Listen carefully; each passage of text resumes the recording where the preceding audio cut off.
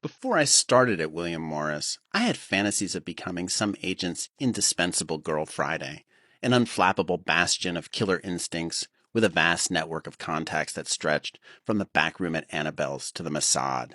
Need a script FedEx to Russell Crowe after the East Coast cutoff? I got you. I know a G4 on a dead leg to Teterboro. The concierge from the Carlisle can meet the plane. Don't worry, he owes me. Assistants like that had a preternatural capacity for getting shit done.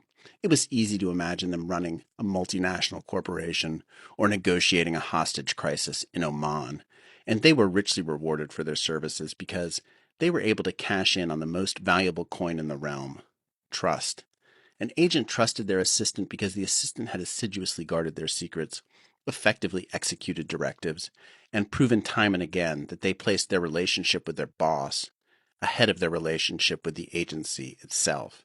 That assistant who claimed I was too green, her boss brought her back a Prada bag every time he returned from Europe. And believe me, she earned it. One of the most sought-after honorifics in the hierarchy of trust was the house-sitting gig. Snag the keys to your boss's pad, and you could step wholesale into the life they'd eaten roadkill to attain. Want to swan away the weekend on the edge of an infinity pool in the hills? Earn your boss's trust. If you knew the right people, Drew Barrymore's assistant for one, you might get an invite to tennis and swimming at Drew's place off Camrose. Sure, Drew's in the Hamptons for the summer, but that pool fridge stays fully stocked whether she's in residence or not.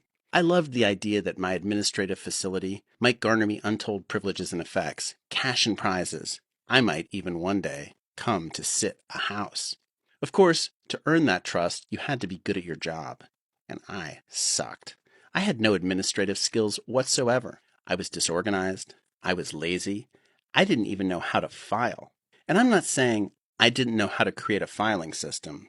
I'm saying I didn't know how to create a file.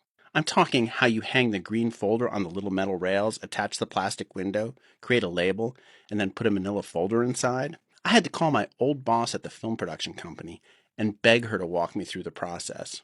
During my entire time at William Morris, I think I created one file.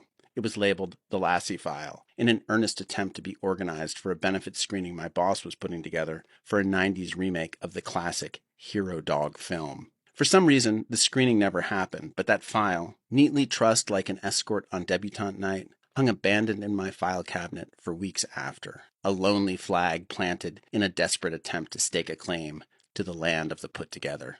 It also didn't help my cause as an employee that I was completely incapable of making it to work on time. We had agreed our day would begin at 8:30 a.m. every morning. This meant we would be at our desks, ready to roll at half past the hour. To his credit, my boss lived up to this pact faithfully. I did not. Inevitably, my boss would have to walk past my empty desk every morning on his way in, and he hated the sloppiness of my workspace. Pens scattered everywhere, their tops chewed to masticated mush. I took out my anxiety like a teething dog. Papers cascaded off the desktop and scattered all over the floor. It looked like a hotel bed after a drug-fueled orgy. At one point, he tactfully suggested I might be more effective and presentable if I tidied my desk every night before I left. I took this task to heart because I feared a messy desk was an insult the injury of my late arrival could not sustain. So every night before I left the office, I tossed the broken pens and crumpled stickies into the waste bin and quickly surveilled the remaining scraps of loose leaf and printer stock. Whatever seemed remotely important, I shuffled into a loose pile and dumped into my one tidily assembled file, the Lassie File. Over the ensuing weeks, the Lassie File grew and grew. It was like the telltale heart throbbing in my file cabinet, reminding me with its tattered pages that someday my lack of organization was bound to catch up to me. Still, whenever my boss needed to recall something from our collective history, I hurled myself into the Lassie File, excavating my way back to the past, and most of the time, I came up with the goods.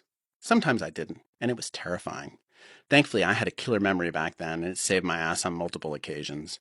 He'd asked to get some random person on the phone who had maybe popped their head into our office for like 15 minutes 6 weeks ago. I'd be desperately rifling through the Lassie File as he started using his sing-song voice to hide his thinning patience. What's going on out there? And then, eureka! It would hit me. Claudine Nougeret? Oh, when she's in town from Neuilly-sur-Seine, she stays in Billy Friedkin's pool house. That's 323-956-3257.